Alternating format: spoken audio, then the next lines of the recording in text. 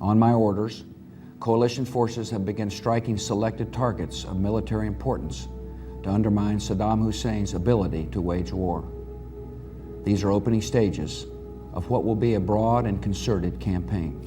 On March 19, 2003, a year and a half after the attacks of September 11th, the United States military invaded Iraq. Now this was strange because Iraq had nothing to do with the attacks on September 11th, so of course American politicians had to find another reason to give the public for the reason for the invasion, and this reason became weapons of mass destruction. I think we will find weapons of mass destruction. I think it's important that we do. He's lying, Tim, when he says he doesn't have weapons of mass destruction. I take the fact that he develops weapons of mass destruction very seriously.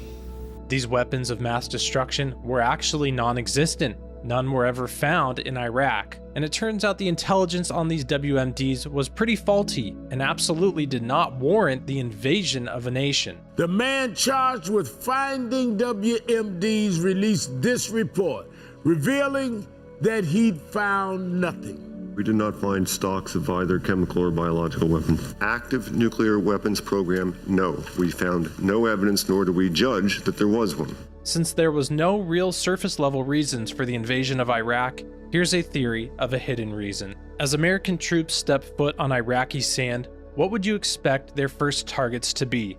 A weapons depot, enemy safe houses detected through surveillance, or maybe one of Saddam Hussein's palaces? These would be good guesses, but they'd be wrong. The first place the United States military targeted was a museum. Not just any museum, but a museum right in the heart of Babylon. Babylon is the most famous city from ancient Mesopotamia, whose ruins lie in modern-day Iraq, 59 miles southwest of Baghdad. The name is derived from Bavil or Bavalim, which in Akkadian meant Gate of God or Gate of the Gods. This claim of the military first targeting a Babylonian museum was given to Tom Horn, the creator of Skywatch TV, by a supposed curator from the Babylonian Museum. Now, of course, we can't just go off of one testimony for solid, absolute truth, but we can look at the rest of what happened in Iraq and see that this could very well be the case, including a strange message sent to Hillary Clinton found on the Freedom of Information website talking about the tomb of Gilgamesh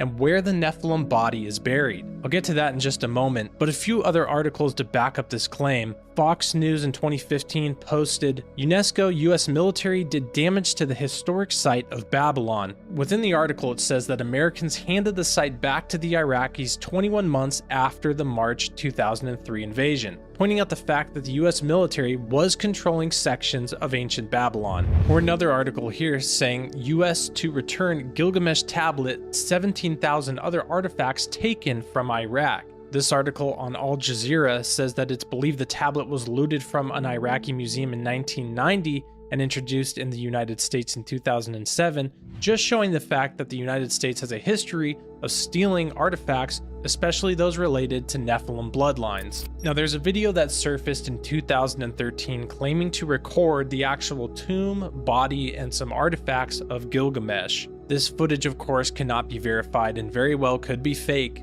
but I figured I would play that footage while I pull up a message that was sent to Hillary Clinton that is absolutely not fake. This message can be found on the US Department of State Freedom of Information Act website. I will leave a link to this in the description below. If you click on the top link, it pulls up a number of messages sent to government officials. Now, I read online that this one was allegedly sent to Hillary Clinton. I guess there's no way to truly know that for sure, but this is absolutely a message that was sent in regards to the body and location of a buried Nephilim. On page 470, 6 messages up from the bottom of the page, we can see that Denitra D. Singar sent a message that reads, requesting documents pertaining to the resurrection chamber of Gilgamesh, the location of his body, and the location of the buried Nephilim. This was on December 12, 2018, and the case status for this is closed. So this message at the very least proves that the United States has an interest in locating the body and burial sites of giants and Nephilim, something that, of course, if they were ever questioned about this in public, such as happens with inquiries to the Smithsonian Museum,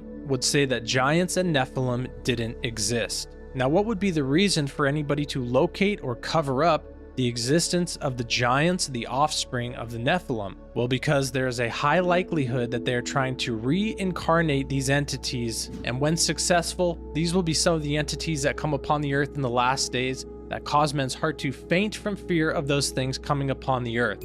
An obscure end times Bible passage that is rarely mentioned is in Isaiah 13, the burden against Babylon, which Isaiah the son of Amos saw. In Isaiah 13:3 it says, "I give command and I bring them. Giants are coming to fulfill my wrath, rejoicing at the same time and insulting." Could this be the reason why the CIA is investing in so many DNA editing firms? One such firm, Colossal, who claim on the surface level's main focus is to bring back the woolly mammoth by the year 2027.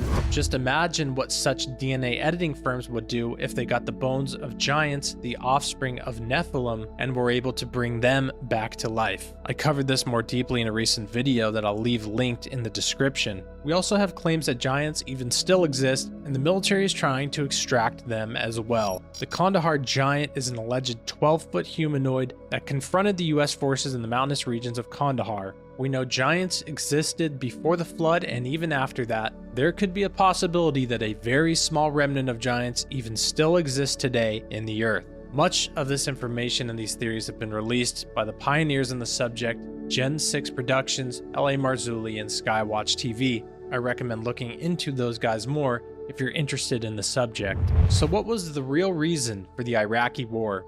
Was it to find weapons of mass destruction that we really didn't have solid evidence actually even existed?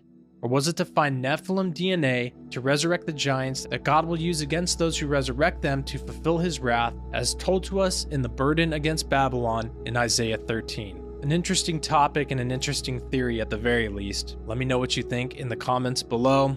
Thanks for watching, and God bless. About not finding WMD when you had a CIA director who had said slam dunk. No, he said slam dunk that the case, he didn't say slam dunk weapons. His point, just so you know, was that the case was a solid case. In other words, presenting the case would be a solid case to the people.